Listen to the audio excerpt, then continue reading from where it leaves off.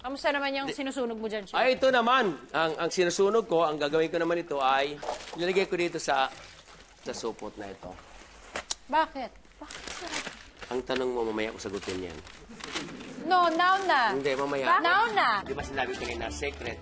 Secret, bakit merong roasted bell pepper sa loob ng pepper bag? Bakit? Ito yon. So, inihaw ko kanina, di ba? Tapos, binalot ko ng paper bag.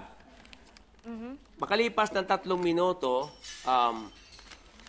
magmo-moist sa loob yan. Moist, magmo-moist. Okay. Tapos, yun ikaluluwag ng balat para madaling balatan. So, pagkikita ko sa inyo, ito technique ito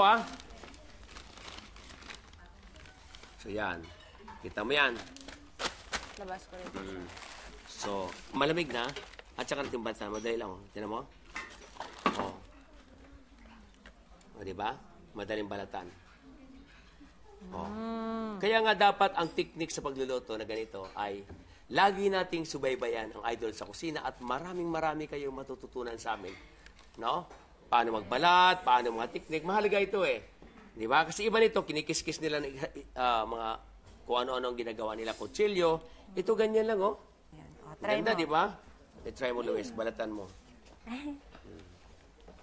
Kasi ando doon yung smoke flavor. I think smoke flavor is, it will produce parang the essence of the pasta. Okay na po ba ito? Okay Yan. Yan. So, okay din may matira-tirang charred. Oo naman. Okay lang yan. May matirang konti. Mas maganda nga eh. So, again, Tatanggalin tatanggalin yung pinaka... So, inihaw natin hanggang sa masunog talaga yung balat.